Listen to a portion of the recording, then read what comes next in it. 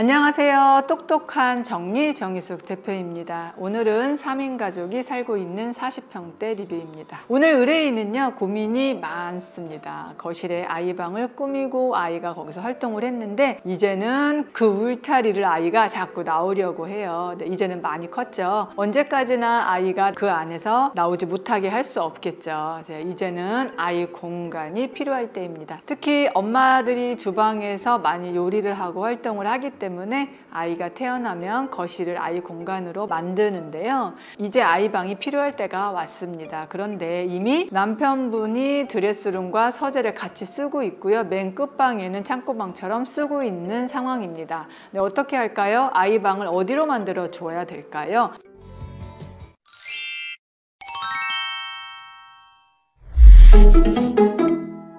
첫 번째, 거실에서 가까워야 되겠죠. 주방에서 가까워야 되겠죠. 그래야지만 아이가 아이 방에 가서 잠깐 놀더라도 안정감이 있겠죠. 주방에서 거실에서 멀리 떨어져 있을수록 아이가 불안하니까 아이 방을 만들어 준다 해도 아이가 가서 사용하지 않을 겁니다. 아이 방이 고민이세요? 아이 방을 어디를 선택해서 아이 방을 만들어 줘야 되지? 라고 고민하신다면 주방과 거실에서 가까운 곳, 주방에서 아이방이 잘 보인다면 더욱 좋겠죠. 너무 외진 곳에 아이방을 만들어 주면요, 아이가 사용하지 않을 겁니다. 그리고 아이방 만들어 줄 때 꼭 기억해야 될 것은 아이가 흥미 있는 공간으로 만들어 주어야 해요. 아이 방을 예쁜 가구와 예쁜 커튼 또는 전등 이런 식으로 아이가 흥미 있는 공간으로 만들어 주어야지만 아이가 그 공간을 좋아하고 가서 편안함을 느끼지, 그냥 아이방이야 라고 물건만 모아 둔다면 아마도 아이가 자꾸만 장난감을 가지고 거실로 오거나 안방으로 오거나 장난감을 가지고 주방으로 올 겁니다.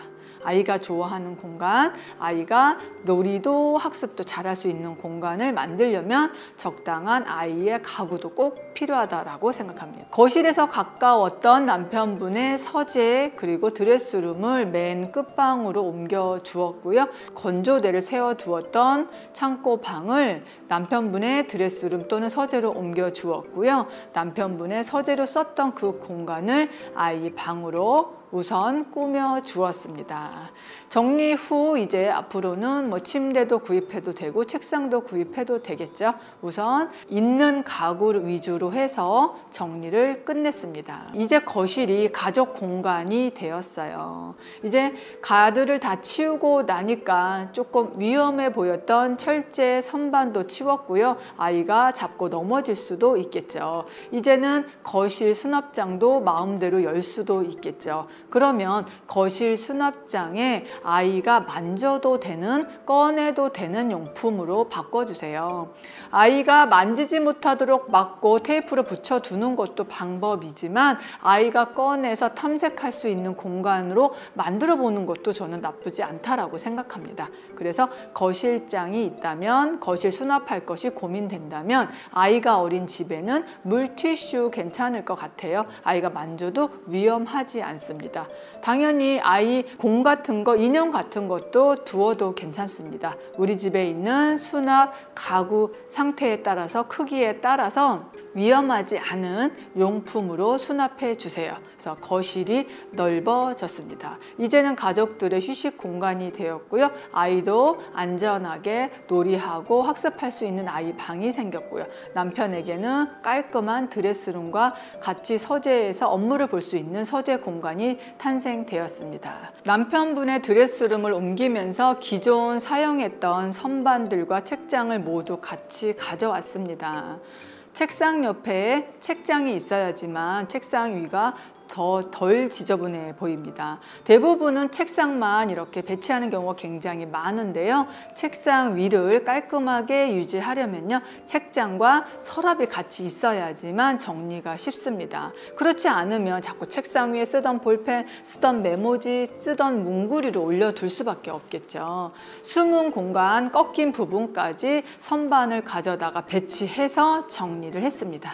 사실 남편의 공간에는 웬만하면 사진부터 추억, 또 남편분의 책, 서류까지 다 한 곳에 모아 드렸습니다. 그래야지만 앞으로 관리할 수 있겠죠. 정중앙에 좀 지저분하게 자리했던 서재, 책상을 한쪽 벽면으로 배치해서요, 공간을 더 넓으면서 깔끔하게 드레스룸 공간과 서재 공간을 분리해 드렸습니다. 남편이 굉장히 좋아하셨어요. 정리하면서 의류도 뭐 생활복 따로, 운동복 따로 이렇게 계절별로, 종류별로, 컬러별로 정리했습니다. 서재와 드레스룸이 생각보다 또 잘 어울려요. 남편분이 앞으로 사용할 공간이 깔끔하게 완성이 되었습니다. 기존 사용했던 드레스룸을 옆방으로 옮겼는데요. 방의 사이즈가 살짝 줄었습니다. 이렇게 방의 사이즈가 줄 때는 기존 사용했던 뭐 시스템 행거나 옷장이나 그대로 옮기기 어려울 때가 있습니다. 그런데 또 버리기가 너무 아깝잖아요. 그래서 그대로 옮겨서 사용할 만큼만 설치를 했습니다. 정리가 모두 끝났는데요. 네, 거실에 아이 방이었던 공간이 가족 공간으로 바뀌었고요. 아이 방이 생겼습니다. 그리고 남편분의 공간도 확보가 되었습니다.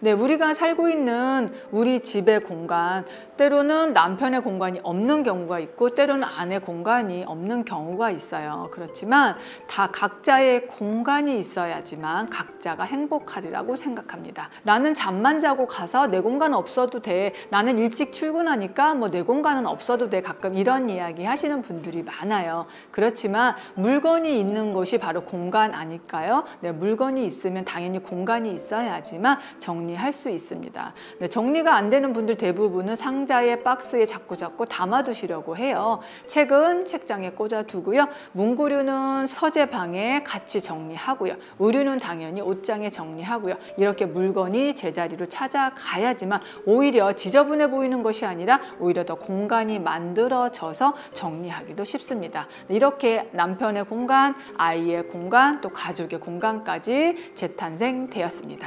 네, 다음 주에 더 새로운 영상으로 찾아뵙겠습니다. 감사합니다.